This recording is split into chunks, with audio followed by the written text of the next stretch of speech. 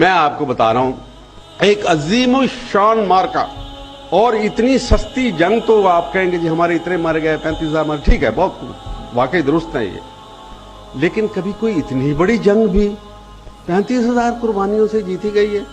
روس نے روسی نظام کو ختم کرنے کے لیے 13 لاکھ افغانوں نے قربانیاں دیں، ہجرتیں کی، لیکن ان کو یہ تو بڑا سستا پڑ رہا ہے، ہم کو ان کو شکست دینا تو بڑا سستا پڑ رہا ہے، یہ تو کچھ بھی نہیں کیا، یہ تو ہیں ہی بڑے بودے۔ میں نے ایک دفعہ ایک جملہ کہا تھا کہ یہ افغانستان میں آ تو گئے ہیں، شکست کھائیں گے، اور پھر یہ ان کی اخلاقی بنیاد ہی کوئی نہیں ہے، جھوٹ کی بنیاد پہ ساری چیز مبنی ہے، تو یہ تو نہیں کامیاب ہو سکتے۔ اور میں نے کہا کہ یہ چاکلیٹ کریم سولجرز ہیں امریکن، یہ افغانستان کے پہاڑوں کے اندر میلٹ کر جائیں گے، جیسے آئس کریم نہیں میلٹ کرتی، وہ کچھ بھی نہیں رہ جاتا اس کے اندر، میں کہا جو ایسے جل جائے، اس قدر تل ملائے اس کے اوپر، بے شمار ان کے لوگ آئے، یہ تم نے جملہ کیوں کہا؟ میں کہا وقت ثابت کرنے کا دیکھ لینا تم اس کے اوپر۔ تو آپ دیکھیں کہ اب یہ مارکا اختتام پذیر ہے، اور یہ افغانستان کو اللہ تعالیٰ نے پتہ نہیں کیا دی ہوئی ہے کہ 2 قومیں دنیا کے اندر رہ گئی ہیں، ایک حجاز کا عرب اور ایک افغانستان کا افغان یا پشتون کہہ لے، لیکن افغان کہوں گا میں، ایک افغانستان قوم جو ہے، ان کو اللہ تعالیٰ نے پتہ نہیں کیا دیا ہوا ہے، ان بوریا نشینوں کو، ان کے پہاڑ کے وہ کوہسار باقی، کیا جی افغان باقی کوہسار باقی، الحق و حکم للہ الملک للہ، یعنی یہ ان کے لیے۔ اور اس کے لیے ابلیس نے اپنی مجلس شورا میں جو علامہ اقبال نے کی ہے کہ افغانیوں کی غیرت دین کا ہے یہ علاج، ملا کو اس کے کوہ دمن سے نکال دو، اور فاقہ کش جو موت سے ڈرتا نہیں ذرا، روح محمد اس کے بدن سے نکال دو۔ یہ کرنے کے لیے آئے تھے، یہ جھگڑا یہ کرنے کے لیے آئے تھے۔ جھگڑے کی اصلی نوعیت یہ ہے کہ روح محمد ہمارے بدن سے نکال دی جائے، کشید کر لی جائے، اور ہمیں نئے نظام کا جو خواب ہم دیکھتے چلے آئے ہیں، پاکستان، افغانستان، دنیا کے سارے مسلمان، اس سارے نظام کو ہمیشہ کے لیے دفن کر دیا جائے، ان کے خوابوں کو ملیا میٹ کر دیا جائے۔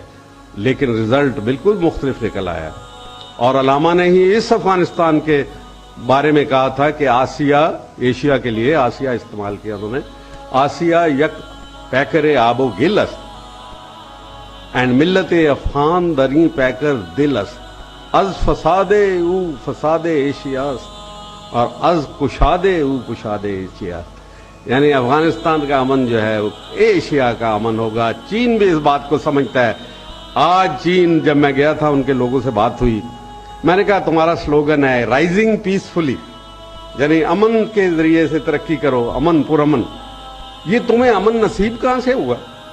کیونکہ کوئی اس کے لیے خون دے رہا ہے تمہارے امن کے لیے، کسی نے تمہارے دشمن کو تھاما ہوا ہے فرنٹ لائن کے اوپر، اور وہ مسلمان ہیں، وہ اس چیز کو ریکگنائز کرتے ہیں، لیکن اسلام کو پوری طریقے سے سمجھتے نہیں۔ یہ ہمارا کام ہے، ہمارے دانشوروں کا کام ہے، اب ان کے ساتھ خلط ملط کر کے، ان سے مل کے رابطے کر کے کریں۔ ایک نئی دنیا تخلیق ہونے کی ہے میرے بھائیوں، ایک دنیا، ایک نیا سورج نکلنے لگا۔ 2 سورج ڈوب گئے دونوں نظاموں کے، ایک خلا آ گیا نا، ایک بھی نظام گیا دوسرا بھی گیا۔ امریکہ مقروض ہے، اتنا قرض کے بوجھ تلے ہے، یورپ کی معیشت کا بھٹا بیٹھ گیا، اور اس سے پہلے اشتراکیت ڈوب گئی تھی۔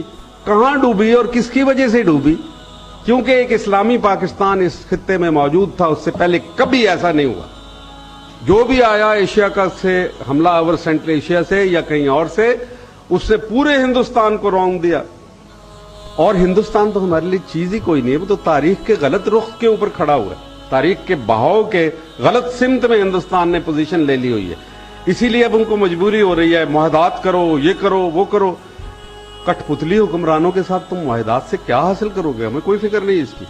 آؤ نا افغانستان کے اندر دیکھیں، ہمیں تو بڑی خوشی ہوگی کہ تم تشریف لاؤ، تمہاری یہ ایک سازشی موجودگی ہے، اس سے بہتر ہے کہ تم کھل کے آؤ، پھر ہمیں بھی پتہ چلے کہ ہم نے کس طریقے سے جنگ کرنی۔ الحمدللہ بہت بڑا واقعہ ہونے کو ہے، بہت بڑا واقعہ ہونا ہے، اور پاکستان نے اپنی منزل پانی ہے، لیکن ہمیں کیا کرنا؟ Now this is what is important۔ ہم نے دیکھ لیا کہ چند دنوں سے بجلی نہیں جا رہی، کیونکہ جوتے مارے ہیں آپ لوگوں نے کھڑے ہو کے، پارٹیوں میں تقسیم ہو کے، وہاں کوئی پیپل پارٹی والا نہیں تھا، وہ کوئی تحریک انصاف والا نہیں تھا، सब लोग आ गए, हम आ गए, मुतहदे को उन्होंने कहा तुम्हारी ऐसी की तैसी, अभी वो आ गई। अब अगर आपने ये बिजली इतनी मुहैया थी कि आप पूरे मुल्क को, गांव में भी, मैं अपने परसों गांव में गया हुआ था, वहां भी देख के आया, वहां भी बिजली थी, वो कहते जा ही नहीं रही बिजली। तो आप हमें बताएं कि आपने इतने दिनों महरूम क्यों, अब इसका हिसाब दो, ये अकाउंटेबिलिटी है।